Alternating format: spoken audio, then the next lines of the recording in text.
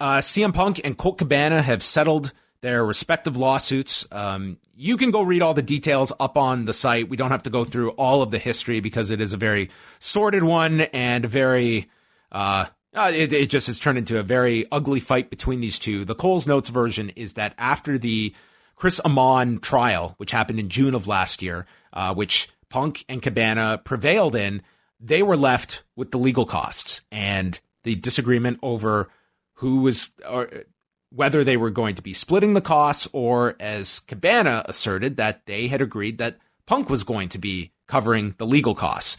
We don't know what their fallout was over, but in the lead up to that trial, there was some kind of fallout that led to Cabana being dropped by Punk's legal representation. So Cabana had to get his own lawyer and was looking to recoup his own legal costs that he had to incur with hiring his own lawyer. So it ended up with Cabana filing a lawsuit. Then this past June, Punk filed a counter lawsuit, and they were looking to be going down this path again that these guys had spent years having to deal with, and then going to a trial. And it looked like that was where this was going to end up again. But then last week it was filed that they were settling, and PW Insider added that the case had the two jointly filed for the case to be dismissed and no financial settlement. So both just dropping their claims against the other.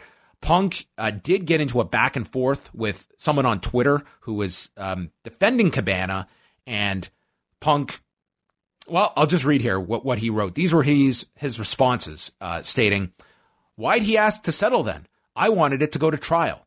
Play stupid games, win stupid prizes, enjoy donating to the eventual Woe Is Me GoFundMe account." He went on to say, "He sued me. He wanted to end the dumb shit he started. I wanted to speak to him. He declined. I asked to enter mediation. He declined. I offered money. It wasn't enough. I never wanted any of it. He's as greedy as you are ignorant." This is to the Twitter user who he was arguing with, and goes on to add, "I love the guy. I would have done anything for him. And the irony is, if he would have just asked for the money, I'd have given it to him. Instead, he tried to extort me." And I did reach out to Colt Cabana and offered him if he cared to share his side or want to comment on the settlement. He was welcome to do so, but he did decline to comment about this. So it sounds like at the end of this, I guess the good news is that this is over. Hopefully for these two. Well, it is over because it was filed with prejudice, so they cannot go back to file any lawsuits regarding this matter. But,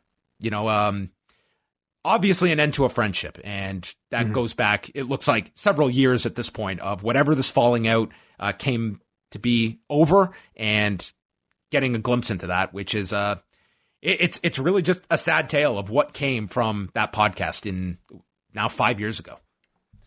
Yeah.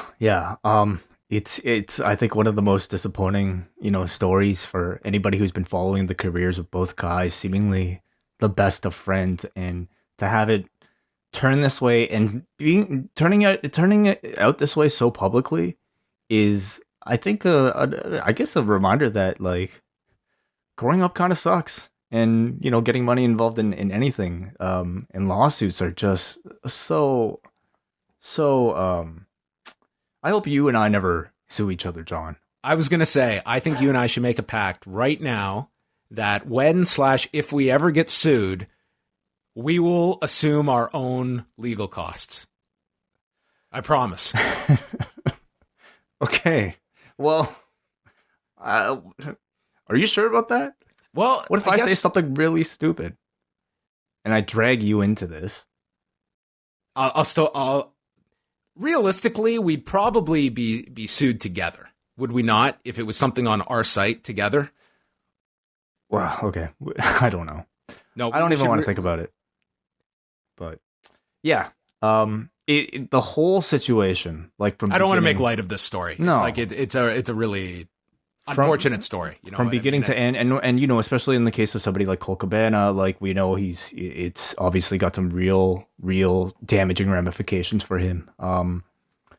You can go on and on about, like, who you think was right, who you think was wrong. I don't think anyone other than the principals can really make like, I don't think all of us know the complete details. Like you don't know all of it. So I don't think I would not be comfortable looking and assessing either side at this point, because I don't think the full story is out there. Maybe at some point it will be, as time goes on, and maybe they discuss this further, but I don't get the sense, at least Cabana does not want to talk about it at the moment. But I go back to the fact that these guys won their court case. You know what I mean? Yeah. And there is something that really irks me about the fact that this suit was filed and these guys won, but did they really win? Like, I don't know if I was in this position and I had been sued and felt that I was in the right, and I decide to fight this and I win. I prove my point that I was in the right, and I have a bill at the end of it that says $1.2 million. I don't agree with that at all. Well, that's down to Illinois law, isn't it?